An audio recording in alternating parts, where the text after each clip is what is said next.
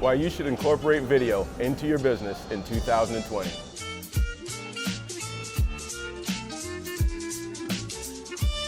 Darryl Watty, Chestnut Park West in Waterloo Region. Tom Storey, Royal LePage Signature Realty in Toronto. Brett Starke with the Starke Realty team at PSR Brokerage. So guys, what made you start using video? So my whole kind of philosophy with video is when I first started in real estate, I was 22 years old.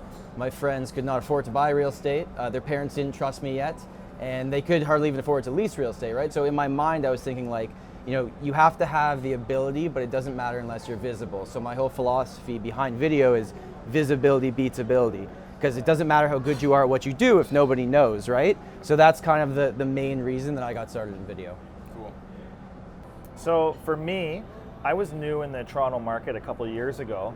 I was previously trading in Ottawa, and what I wanted to do was do something to stand out. So I started going to the real estate conferences, and I think it was 4 years ago, I saw Darryl on stage talking about how to use video in listing presentations with buyers and just how to build your brand, and I thought that was really good. And then I think 2 years ago or last year, I saw Tom on stage, and he was talking about how to do video analytics and video valuations for his clients, and I thought, that's genius. So I've tried to incorporate both into my business, and it's been really successful. Well, thanks for the shout out, Brett.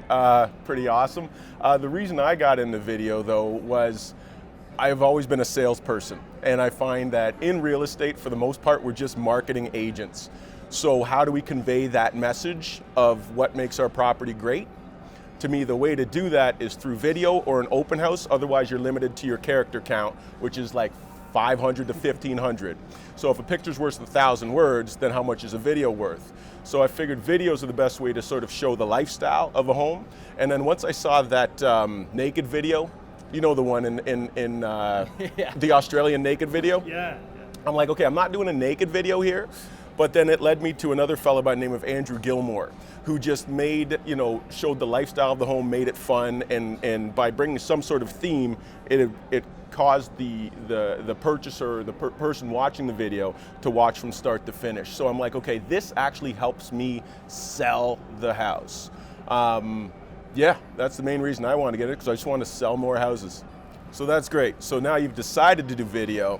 What was your biggest obstacle or hesitation with getting into video, and how did you overcome that? I would say the biggest thing was just getting started at all. So I remember I was thinking, like, what's the one thing I can put into my business? This was going into 2016 when I was thinking this. I was like, I'll start a monthly real estate report to try to get myself out there. And I had all these ideas written down on paper, but I was trying to figure like, hey, how do I actually execute on this? And worrying about all the technology and the expensive cameras and things like that. But then once I just filmed the first one, which was on my iPhone with no microphone, and got myself out there, and they were not good. I remember my clients saying like, hey Tom, we watched your video, but like your eyebrows didn't move the whole time, right? Because you're like sitting like this, trying to pretend to be this professional version of yourself that you're not. And once I remembered that the video's not actually about me, it's about the information that you're giving to other people, that's when the light bulb kind of went off. Awesome. I had two hesitations. One was the cost associated with the production and the filming. So the first video I did was high production. I got a video company to come in with a director and a sound guy and a light guy, and it cost me an arm and a leg. And I didn't get the views, the sellers were happy, but I needed to find a way to do it that was cost effective and could get a message across more effectively. My second biggest challenge was having to look at myself and hear myself on camera. So I'm one of these guys that hates his own voice on the phone. And when you see yourself on video, it takes that to the next level. So I had to get over myself and seeing myself, because everyone thinks they have to look perfect or present a different picture of themselves, or stand up proper like you were saying, or suck in your gut, or make sure you're smiling. So as soon as you get over that, I think that was my biggest hesitation. So myself, I had done a video, what was sort of marketing piece for myself, and that was really cool. Big expense and so forth. I just knew everybody was talking about video, but nobody was even doing it back in the day. Like, I'm old, right? So that was probably about 6 years ago. And I did that, which is okay, and they, you know, made me look awesome, optimal angles, crazy good lighting, but like day in, day out is too expensive. So to be honest with you, I was overweight. So I had to get in shape. So to be confident, to me, you have to be confident in the skin you're in. So I had to work on the skin I was in. It took about 4 months of grinding at the gym. And now my soccer team is happily thanking me for the fact that I can actually run. So yeah, I had to get in shape. Sometimes you gotta do what you gotta do to be comfortable in the skin you're in, right? That's awesome. All right, so we know that video has been good to us. Yeah. What's next? What can we expect out of us all in 2020? I would say just being more consistent with it. I find a lot of the people, they say they're gonna do it and you do one and then you never do it again. I think it needs to be built into your business plan for the entire year. Have it scheduled, having time blocks to actually get it done, because otherwise it's very overwhelming if you're trying to just do it on the go. So I'd say for myself, like making sure everything's more scheduled. We got a lot of things, a lot of ideas written down for 2020, getting them built into the plan and actually executing on them. Awesome. So for me with video, what I've noticed is that we have to provide some sort of value in the video to get the views and to get people talking about it. So if I just do a listing presentation video and I show the property and it looks great and I have characters and dogs, that's one thing.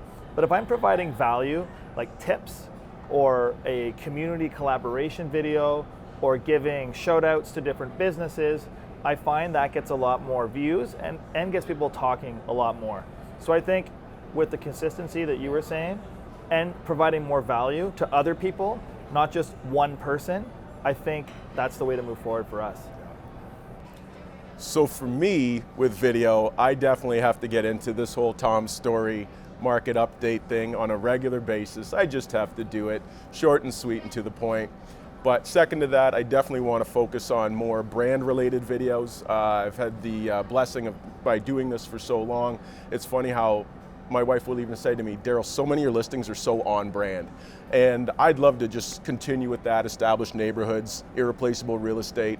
And so focus on my love for that, whether it's just a listing or not, just explain to the market and so forth what makes those special homes special to me. So guys, I'd like to thank you again for your time. Hopefully this has been of value to you guys. But I'm really curious to know, are there any last sort of final tips that you'd like to impress upon those that are considering video in 2020? Yeah, sure. So I'll look straight at the camera for this one because I think it's so important. We're in an industry where we literally put our face on everything they will allow us to put our face on. But we hide from the camera. It just makes no sense to me. Other than being face to face like this, the second best thing is sending video because they can see your expression, your tone, like everything that you can get across can be done in a cheap medium. And if you focus on these videos as client relationship, not just bringing in new business, I think that was like the biggest light bulb for me. My tip would be, if you're thinking about doing it, just do it. Message one of us, DM us, email us, call us. I think you'll find that most realtors, if you give them an opportunity, will help you with your business because it's a referral business. Although we're competitors, your business and your business is definitely not the same as my business, and we're not helping the same people, right? So I think the more value we can give, the more we can help other people. That's the way to move forward. And if anyone needs help with video, any of us will get you started. And for myself, I would suggest, guys, get into it. It's more of not a tip, but just like a little nudge. What you expect to be the benefit is the tip of the iceberg. It's amazing if you have an open house or you're at the grocery store or whatever and somebody points out and says, oh my gosh, I recognize you. And they start talking to you like you're an advisor or you have, that knowledge. And if we can be a trusted real estate advisor to whomever that is, there's no way that your business will not grow. So get into it. There's a reason why you're thinking about doing it. That's called intuition, okay? And I wish you guys nothing but the best in 2020. So I would definitely like to thank Arezza Cafe for the use of the space. And I'd also like to thank Tom Storey and especially Brett Starke for the concept and idea of how we can help other people in our industry. Hope you enjoy it. Check it.